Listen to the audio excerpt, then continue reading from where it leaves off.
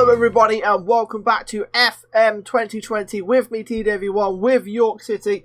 This episode is all about the Chesterfield game, but before we get to that we've got a little bit of a catch up about a couple of fixtures. It's not been too much, to be honest.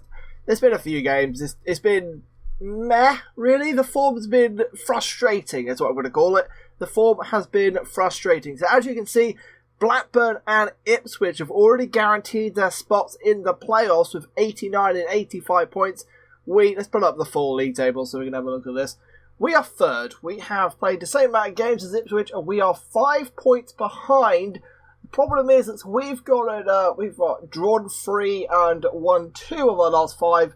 They've lost 1, drawn 1 and won 3 on the bounce. That 3 in a row for them really has put that 5-point buffer between us, and we have 3 games left in the season. So win today or we're not getting automatic promotion.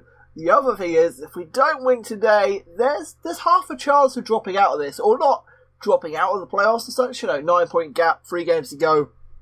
You'd say that we are safe. We've got 30 goal difference. Unless we go and concede like 5 a game and they score 5 a game, it's not going to happen.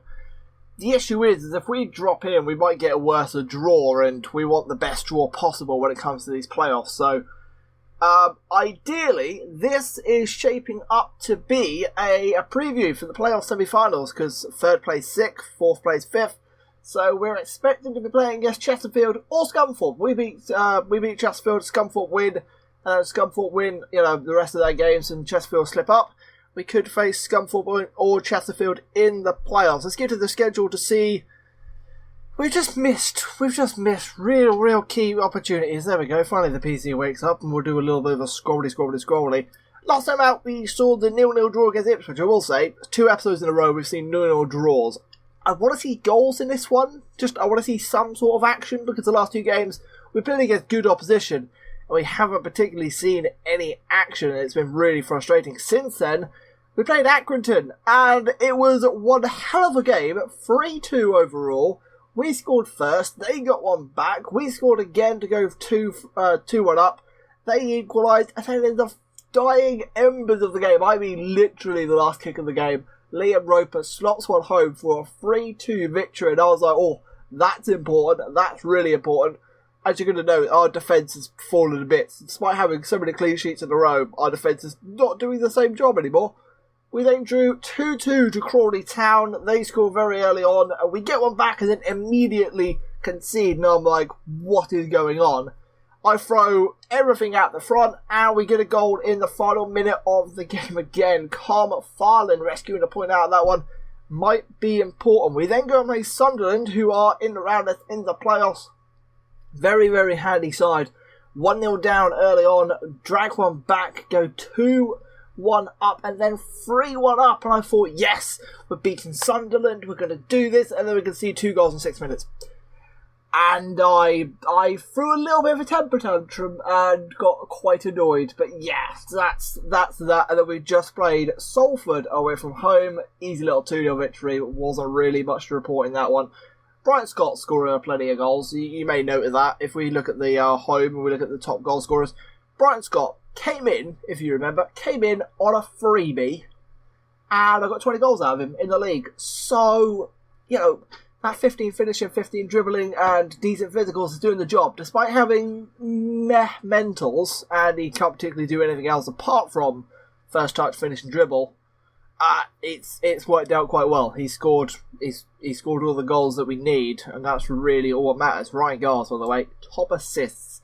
We'll get to the end of the season report. I think them two are not going to change. I don't think Max Saunders is going to change either. He's been excellent in that role.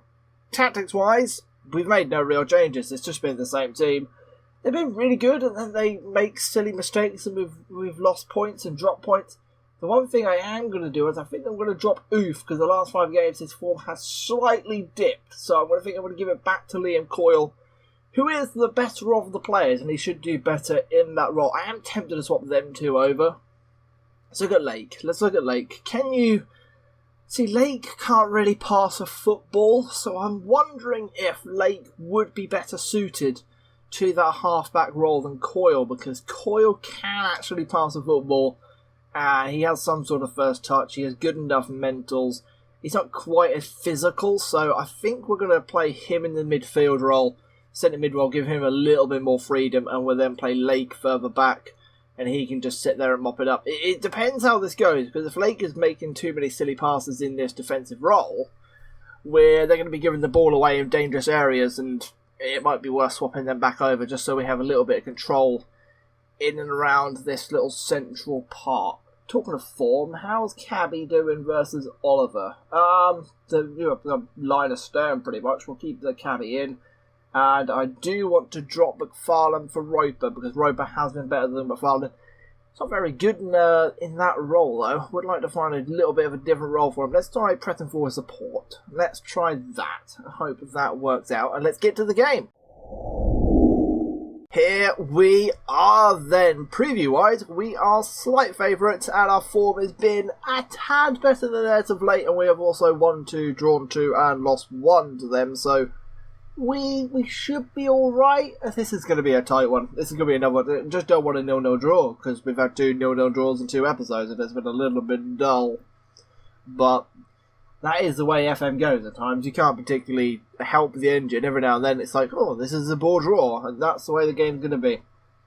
4-4-2, cautious 4-4-2, a formation we traditionally have not done very well against, but this is a different formation, so sure, not too worried.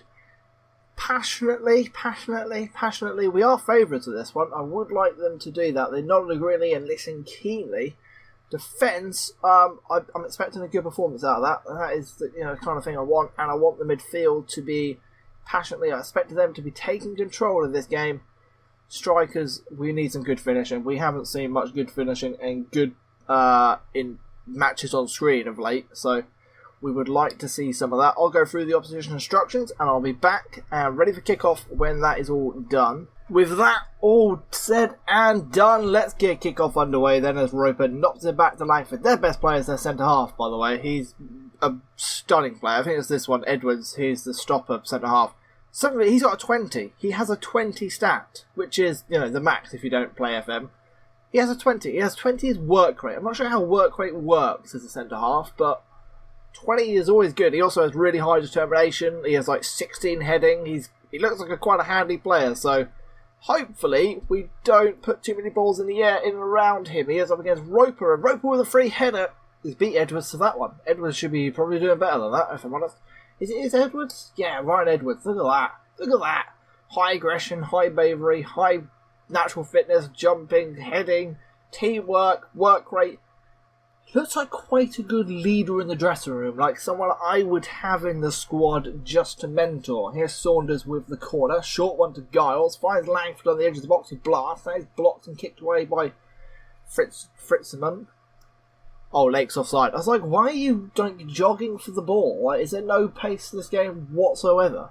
We've had 2 shots and 2 on target in 10 minutes. That's a bonus. Get creative. Do something creative. Oh, I've got long throws on now. Forgot to mention that. Put long throws on Ryan Giles, because Giles can do long throws. So we're going to try and start to weaponise his long throws touch. He hasn't got the trait to do it, but he's just got good enough stats. And I saw a video by Zealand, or FM Base, is what it's called, a video about long throws. So definitely doing that with Giles, as Abita brings it forward on the left-hand side. Quite a good fullback for them, Abita. He finds Shearer on the edge of the box. Good tip over the crossbar by Giles. That was a smashing volley by Shearer, that was. Corner for Chesterfield. Needed to defend this one well. Lake with a good header up. Scott. Coyle hooks it away. Wow. And Tucker knocks it back to Coddington. What a name that is. That's so British. Love it. Big lumping ball forward. Lake goes up. My eyes are a little bit slow. I need to wake up a little bit. Need another coffee. We're playing football at the back. We're not really doing anything with it though, are we? Saunders has dropped real deep to get involved in the play there. Now Giles has got all of the space in the world to drive forward. I don't mind Saunders dropping that deep, because we do have Langford in the hole. So all it does is it just stretches that gap for either Giles to run inside into, or the gap is for Langford to come drop into, and then he can be the linchpin for the midfield to attack. Saunders is very much just the midfielder who's been helping out the defence, and plenty of them, line splitting passes from our own third, just trying to get the ball up the field. 20 minutes in, we haven't really seen too much action. We're now tied and the possession is very much even. I don't want to be making too many changes though, because a loss is way more, it's just not very good to have a loss in this situation. But a win doesn't do too much for us, unless Ipswich start losing, and then I'm going to start screaming for the team to go forward. Are Ipswich even playing? Yes, they are, and they are losing 1-0 to Plymouth. Okie dokie. We need to be attacking, boys. We need to be getting goal, because if Ipswich lose this one, we could be in it. Here's Scott from the angle. Good save near post, that one. Cabby picks the ball up. Come on. We're going to demand some more out of the boys. Should we maybe we've got a high tempo already. We're already passing through the midfield. Take an overlap off, because apparently that can slow your transition down. I didn't know that, but apparently it does. So it's a tip to know. Apparently having that on can slow the pace of your attack, because your team will wait for them players to make them runs instead of just playing the ball forward. So it's always something to know. Here's Halliday, Thompson, good tackle by Langford, Giles. That was all over the place, and Saunders launches it clear for Abita to collect. Finds Edwards, little ball to Rowley. Good football here by Chesterfield, slowly bringing it forward. Here's Shade, Abita on the overlap on the left hand side. Can Shearer find him? Yes, he can. Out to him goes Davis, I believe. Good closing down all round. We're holding them out of harm's way. And now Abita finds Shade inside the box. Shade, chance to pull it back if he wants. He does. He finds Abita who shoots. Giles tips it over and wide for a corner. Good football by Chesterfield, that. Really, really good football. We restricted them. We didn't allow them through the centre, but that shot was still dangerous. Lake heads away, and Shade headers straight over the crossbar. 36 minutes played. 37 minutes played. It's tight. It's just what I can say about this division. This division has just been really, really tight. I do think my tactic is a little bit negative, and I don't think it's particularly the greatest when it comes to fashioning chances, but if we look at the match stats, I suppose we've made 1.5 chance. I need to go through the analytics of this tactic to see if it is making chances or not, or if we're scoring goals when we effectively shouldn't be. We do hold possession quite well in this formation, which is something you can't turn your nose up at, but I'm not sure if we're doing anything particularly with it. I'm not happy. I am not happy with that. I think we need a little bit more out of the midfield. I'm not happy with the playmaking efforts, and I'm definitely not happy with the forwards, but I'm not going to shout at them because we're already fired up. So get them out there, get them going. And Edwards gets the game underway again for Chesterfield, and Halliday on the right-hand side will bring it over the halfway line. Now finds Rowley just on the inside. Now Tucker back into the own half of Chesterfield. A long launching ball will end the highlight there. Coyle is not having the greatest of games in that centre mid role, and Langford yet again is having a bad game in that I can't get a number 10 to work. I don't know what it is, but I cannot get a number 10 to work. If anyone's got any ideas what they do with their number 10s, or maybe Langford's just bad. Oh, fuck. Well, Jack Tucker's just scored from... I don't really know what just happened there. I was not paying attention. Let's watch the highlight. Abita with the ball in. Edwards with the ball, and it ricochets off Tucker and goes into the back of the net. That's unlucky, boys, but that's not good enough. Now we need to demand more, and now we need to get going forward. Let's drop it to attacking. Saunders with the ball in, and Ben Cabby with our new specially designed corner, which is aiming for Ben Cabby near post, heads straight over the crossbar. Would like you to do a little bit more there, Ben Cabby. Not gonna lie. Codlington, ball forward. Here's Shade.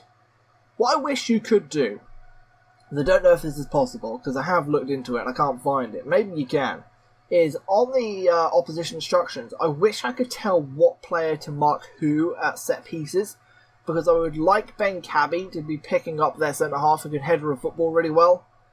But I can't really seem to find that. So instead of you can go into the opposition instructions and tell them to mark them, but then he'll go stand up top and try and mark him right here, and I don't want that. Shade. Sims with a good hit at that.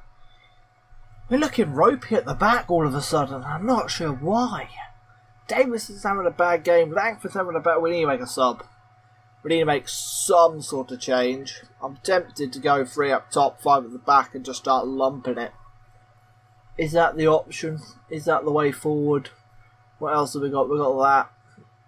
I am tempted by this. This is really intense. This is all about just launching the ball forward as fast as we can. I don't hate Lake in centre back, not gonna lie. Yeah, we'll do that. We'll keep Lake centre half. Just, I could bring Oliver on.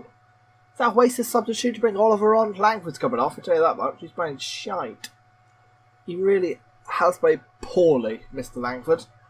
Who else is playing bad? Leon Davis, as I pick up wonderfully. Boyle, you can come on for him. Anyone else playing poorly? Roper's not having the greatest of game. Liam Coyle's not having the greatest of games. Lake's not playing bad, actually, so we'll put Lake in there. And we'll take Coyle off for Oliver. And that is, I think, no. How tall are you? 5'8". You can't play centre half. Stay like that for now. And let's hope we can get a goal. We're attacking, we're lumping the ball forward, we're being as direct as we can. We've got 3 up top, try to score a goal. Fingers crossed we can get one, because otherwise we might find ourselves in... Yeah, so we're going to drop down to 4th, because Sunderland's going to overtake us. And Ipswich are still losing. Holy moly, they're 2-0 down. This was such a great opportunity to close the gap. There were 2 games to go, all they had to do was draw, and we could have stolen it on goal difference. But no, it looks like playoffs is where we are bound. What a terrible throw-in that is. Who took that? Boyle? What were you doing? Here's Fitzbarton. Gets a cross in. I suppose we've seen a goal in this episode. That's a bonus, I suppose. What? Somebody at the back take control of that football.